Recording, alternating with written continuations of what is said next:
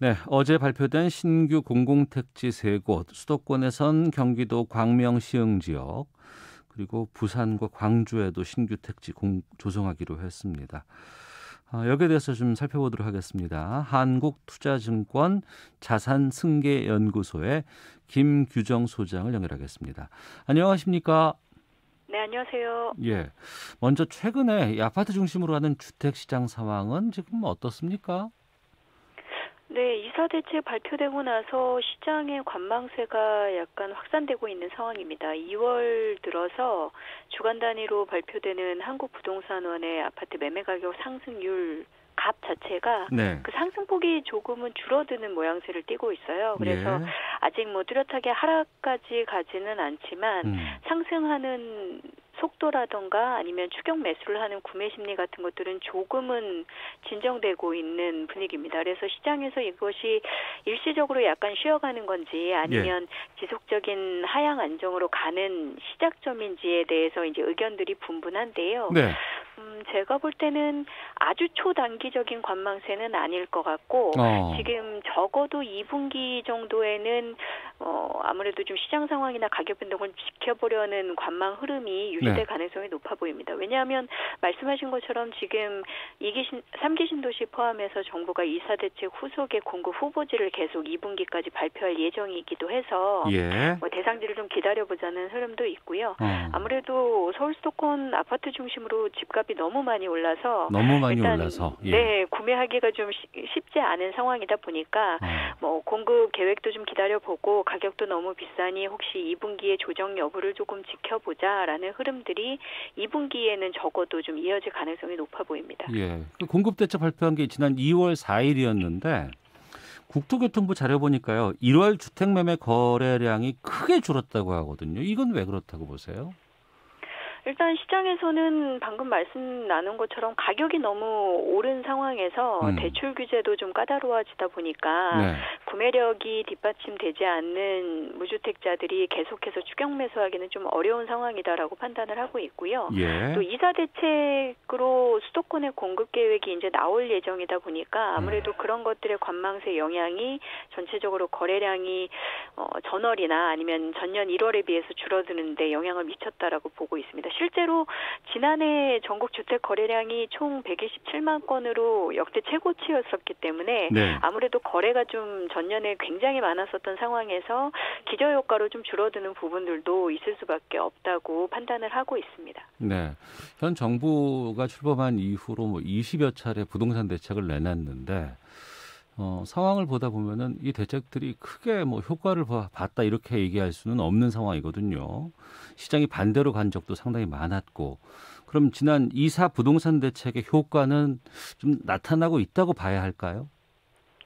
섣불리 판단하는 거는 좀 어렵지만 종전 대책들에 비해서는 그래도 영향이 있다고 네. 판단이 됩니다. 왜냐하면 종전 대책들에서는 사실상 이런 대규모의 공급 정책 전환은 없었고 예. 수도권을 중심으로 한 물론 공공 아파트긴 하지만 아파트 공급 계획 같은 것들이 이렇게 대규모로 나온 것은 최근에 들어서 이제 이사 대책 중심이기 때문에 네. 공급 계획에 대한 기대감이 아무래도 이전 규제 중심 대책들하고는 다른 효과를 내는 부분들이 있다라고 보여지고요. 네. 여기에 이제 워낙 가격이 많이 올라서 진입 장벽이 생긴 데다가 사실 코로나 상황들이 연말 이제 백신과 함께 조금씩 정상화로 가는 상황에서 조정 우려를 하는 목소리도 조금씩 나오는 상황이다 보니까 이런 것들이 모두 이제 시너지 효과를 내면서 시장의 관망세를 좀 가져온 것으로 보고 있습니다. 2분기에 만약에 정부가 추가적인 공급 대책 후보지들을 좀 좋은 지역에 계속해서 빨리 발표를 하고 네.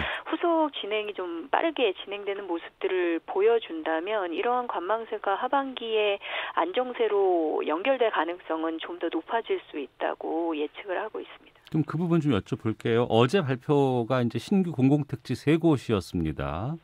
아무래도 뭐 몇만 호 이런 숫자도 중요합니다만 어디에 이 택지가 나오느냐, 어디에 짓느냐, 이게 잠재적인 수요 측에서 상당히 좀 중요한 요소거든요. 어떻게 보셨어요?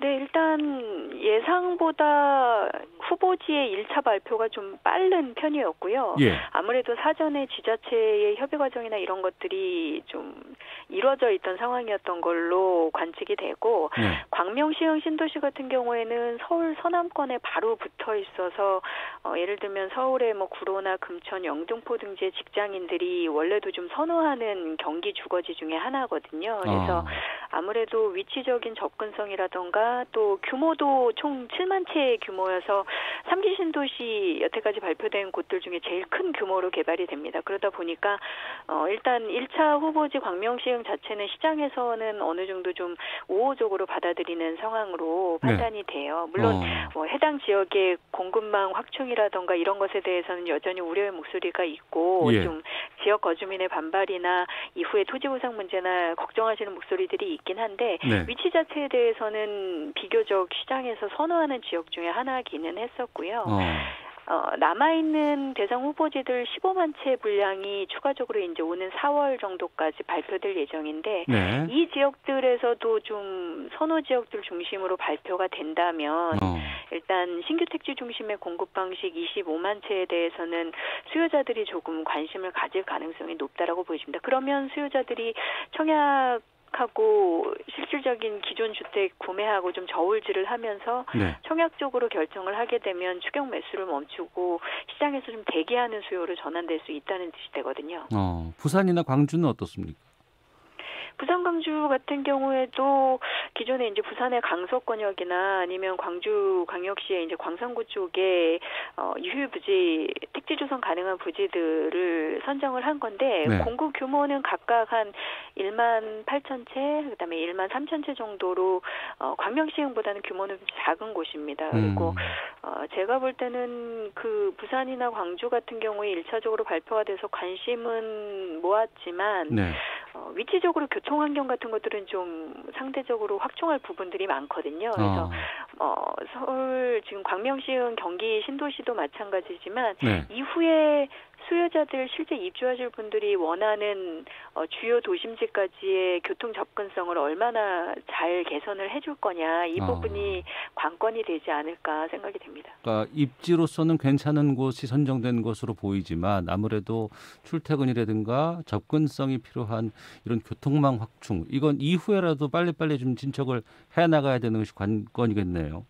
그렇죠. 이번에 사실 어느 정도의 교통망 확충 방향성은 같이 제시가 되기는 했습니다. 예를 들면 광명시흥 같은 경우에는 신도시 관통하는 남북 도시철도를 놔서 네. 기존에 현재 이제 진행 중이거나 진행 계획이 확정된 뭐 신안산선이나 GTX B라인이나 기존 전철 1, 2, 7호선 라인하고 이제 환승할 수 있도록 하겠다라는 대략적인 얘기들은 있는데 이 부분도 역시 이제 확정을 하고 사업을 이제 진행해야 되는 부분들이 있고 실제로 신도시가 입주할 때 이미 이런 부분이 같이 확충이 돼야 되는 이제 전제 조건이 있기 때문에 이 부분에 대해서 빨리 시행을 하지 않으면 여전히 이제 입주할 때 인프라 부족 문제나 이런 것들을 걱정하시는 목소리가 나올 수밖에 없거든요. 그래서 이런 부분들도 계속해서 좀 빨리 확정 계획을 내는 것들이 필요하고 그 철도망 외에도 기본적인 간선도로 확충이나 이런 것들이 이제 서울 서남권이나 아니면 연접해 있는 경기 주거지들이 좀 현재 열악한 편이기는 해서 이런 것들을 좀 더 보완하는 계획들이 나와야 될 걸로 시장에서는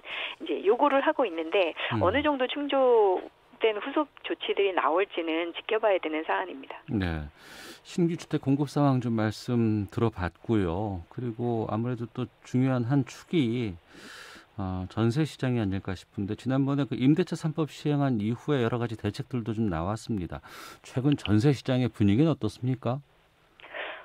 매매와 마찬가지로 주간 발표되는 지표상의 상승폭은 조금 안정되는 모습을 띠고는 있습니다. 수도권에서 또 최근에 입주가 많았던 뭐 하남 지역 주변이라던가 이런 곳들은 뭐 일시적으로 전세 가격이 조금 하향 조정되는 모습이 보이기도 했는데 네. 전체적으로는 여전히 전세 시장의 아파트 중심의 매물 잠김 상황이라던가 신규 계약 중심의 가격 강세는 지속이 되고 있다고 봐야겠죠. 말씀하신 것처럼 저희가 임대차 입법으로 계약갱신 청구권을 쓰는 사례들이 만료자 중에 거의 한 10건 중에 7, 8건 정도를 갱신을 하고 계신 상황이다 보니까 그러니까 살던 집에서 전세를 계속 연장하는 분들이 한 10명이면 7명 정도가 그렇다는 것이죠. 그렇죠. 그래서 그런 기존 계약건들은 대부분 시장에 나오지 못하고 매물이 잠겨 있는 상태고요. 그러다 보니까 새로 전세를 찾으시는 분들 입장에서는 아파트 중심의 전세 매물 찾기가 굉장히 여전히 어렵고 가격도 좀 비싼 편이어서 최근에는 뭐 어쩔 수 없이 전세가 없어서 월세 계약을 하시거나 아니면 너무 높은 전세금 보증금 충당을 못해서 뭐 반전세나 월세로 이제 조정해서 계약을 하시는 경우들도 나타나고 있거든요. 신규 계약자 입장에서는 여전히 전세 시장이 굉장히 좀 어려운 상황이라고 보여집니다. 네. 그런데 최근에 보니까 그 주택법 시행령 개정안 나오면서 전월세 금지법이라는 게 지금 되게 논란이 많던데 이건 구체적으로 어떤 거예요? 네, 이 수도권에서 분양가 상한제로 공급되는 공동주택 아파트 물건에 대해서는 준공 후에 실거주 의무 요건을 강화한 시행령 개정안인데요.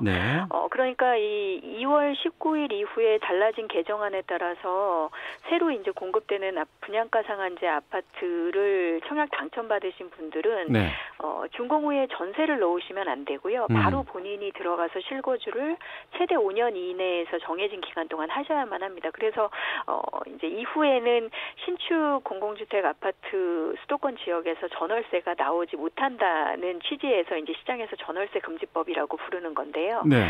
이게 실제로 적용이 되는 실제 시점은 이번 2월 19일 이후 입주자 모집 공고를 내는 상한제 주택부터니까 실질적으로는 23년 정도부터 실제 적용이 될 걸로 보시면 됩니다. 그래서 그 시점 이후에 수도권에서 나오는 공공택지나 민간 분양 상한제 적용 단지들에서는 입주 초반에는 전월세를 구하시기 어렵다는 뜻이 되겠죠. 그래서 일단 법의 취지는 분양가 상한제로 당첨받으신 분들이 실거주 위주로 하시기를 이제 원하는 목적에서 시행을 한 것이고 전세나 이런 거를 통해서 좀 청약 투자를 하시려는 분들을 막겠다는 의도기는 합니다. 그래서 좋은 취지이기는 한데 아무래도 또 새 아파트 전세 월세를 찾기가 수도권에선 앞으로 더 어려워질 수도 있겠다라는 걱정도 나오는 게 사실이고요. 또 전월세 이제 전세 보증금 같은 거를 잔금으로 사용해서 새 아파트 분양을 받으시는 분들이 적지 않았던 상황이다 보니까 그런 분들의 입장에서는 새 아파트 분양이 더 어려워졌다라는 이제 볼멘 소리도 나오고 있는 상황입니다. 근데 이게 안착이 된다 그러면은 어떤 효과들이 좀 있을까요? 기본적으로 법 취지는 맞는 방향이라고 생각이 됩니다. 이 분양가 상한제 적용을 받아서 이제 공급받은 주택에 대해서는 그러니까 분양가 상한제로 공급받는 주택이라는 거는 주변 시세보다는 저렴하게 아파트를 확보한 거 아니겠어요? 네, 그래서 당연히 이제 즉시 입주를 직접 해서 사용하실 실수요자 위주로 청약을 하라는 의도기 때문에 그 취지나 이제 이후에 영향 부분에서는 순기능을 기대를 해보기는 하는데요. 아무래도 제도 변경 초반에는 뭐 전세 찾기가 어려워지는 부분, 제도 변경에 따라서 이제 어쩔 수 없이 전세 수급량에 영향을 받는 부분 이런 것들이 전세 불안을 좀 야기할 수 있는 상관성은 있기 때문에 그런 부분들에 대한 걱정은 좀 해결해야 될 숙제입니다. 그래서 시장에서 이 시점에 새 아파트 전세 찾기가 더 어려워져서 가격 불안이 될 수 있다라는 걱정을 하는 것에 대해서는 정부가 계속 시장에서 전세 물건 수급 상황을 좀 모니터링하면서 부족한 물건들은 뭐 매입 임대주택이나 이런 것들로 계속 보강을 해줘서 최대한 이런 수급 불균형으로 가격이 불안정해지지 않도록 대응을 해야 이 순기능을 갖고 있는 제도 변경들이 제대로 정착이 될 수 있는 것이겠죠. 전세 의무 기간이 2년에서 4년으로 이제 늘었잖아요. 과거에도 1년에서 2년으로 늘었을 때 당분간 과도기적인 시기에는 물량 부족이 있었지만 이것이 안정화되고 났더니 괜찮아지더라라는 얘기들을 많이 좀 들었습니다. 이번에도 과도기 지나고 나면 좀 안정이 될 것인지 아니면 계속해서 좀 전세 품귀는 이어질 수밖에 없는 현상인지요? 네, 일단 시간은 걸리겠지만 세입자 입장에서는 2년 단위로 변동성이 많았던 전세 계약이 4년으로 늘어나는 거는 반길 만한 부분의 변화기는 합니다. 근데 네. 다만 이게 4년으로 2배 늘어나는 기간이 정착되기까지는 그만큼 이제 시장이 정착하는데 걸리는 시간도 2배 이상 늘어난다고 보여지거든요. 그래서 아주 초단기간 이 제도 변경 이후에 정착이 오기는 좀 쉽지 않다라고 판단이 되어 있어서 제가 개인적으로 볼 때는 네. 20년 지금 7월부터 적용된 상황이기 때문에 실제로 적어도 이런 4년의 계약 갱신이 한두 차례 회전이 될 때까지는 계속 좀 불안정한 모습들이 나타날 수 있습니다. 그리고 특히 좀 걱정이 되는 부분은 최근에 저희가 민간 주택 이제 임대 공급 제도 같은 것들도 임대사업자 제도 같은 것들도 좀 규제를 하면서 변경이 있고 예. 임대차 3법뿐만 아니라 방금 말씀 나눈 전월세 금지법이라던가 여러 가지 변경 사안들이 너무 한꺼번에 많이 몰려 있다 보니까 이런 것들이 맞물리면서 수급 불균형 상황이 생겼을 때 대처하기가 좀 어려운 국면이기는 하거든요. 네. 그래서 어쩔 수 없는 정착 기간이 필요한 상황에서 제도 변경 사안이 너무 많아서 실제로 수급 관리나 가격 안정을 좀 보조하는 게 힘들겠다라는 걱정들은 있습니다. 그래서 이 부분에 대해서 굉장히 좀 시장에서 관리도 강화를 하고 계속적으로 즉시 임대 주택, 뭐 예를 들면 매입 임대나 매입 약정 임대 같은 것들을 계속 좀 보완하는 부분들이 중요한데요. 이 부분이 지난해 11월에 전세 대책으로 발표가 되기는 했었습니다. 그런데 현재 아직 그렇게 구체적인 시행 상황은 좀 확인되지는 않고 있어서 이 부분들을 잘 챙기는 것도 현재 굉장히 중요한 문제입니다. 예. 전문가 연결한 김에 이것도 좀 여쭤볼게요. 그 통상적인 시세보다 높게 아파트 뭐 부동산 거래 신고가를 찍고 계약을 한 다음에 이거 신고하고 나서는 취소해버리는 이런 행위들이 발각됐다고는 하는데 이거는 그 시장 교란 행위 아닌가요?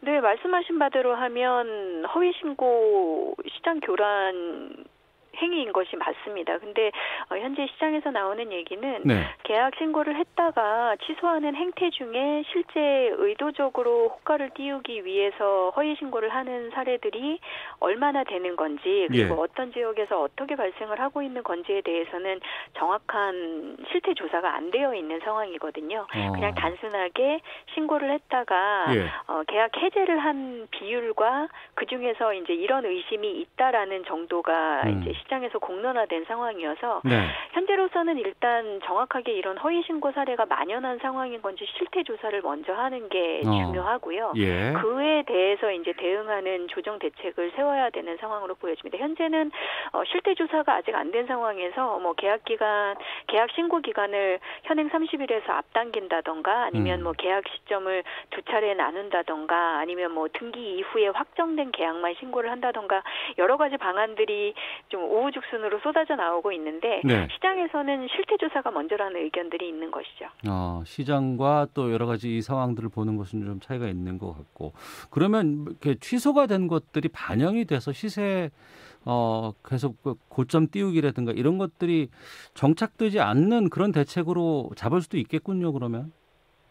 네, 현재는 계약 즉시 30일 이내에 신고한 다음에 취소된 건에 대해서 해제 신고를 데이터상으로 이제 국토부 실거래가 시스템에 하고는 있는데 이 반영이 즉시 되지 않는다던가 아니면 여러 가지 실거래가 정보가 제공되는 채널들이 있는데 예를 들면 여러 인터넷 사이트라든가 유튜브라든가 그런 데까지 반영이 되지 않는다는 것이죠. 그래서 시장을 교란하는 허위 정보로 남을 수 있는 여지가 있습니다. 그래서 거래 신고 시점이나 뭐 횟수, 시기의 조정뿐만 아니라 이런 허위 사례를 계속해서 좀 행정적으로 조사 관리하고 대응하는 부분들 그리고 취소된 데이터 계약건에 대해서 관리하는 이런 전반적인 시스템이 다 한꺼번에 개선이 돼야 될 걸로 판단이 되고 있습니다. 알겠습니다. 꼼꼼하게 말씀해 주셔서 큰 도움 됐습니다. 오늘 말씀 고맙습니다. 감사합니다. 한국투자증권 김규정 자산승계연구소장 연결해서 말씀 들었습니다.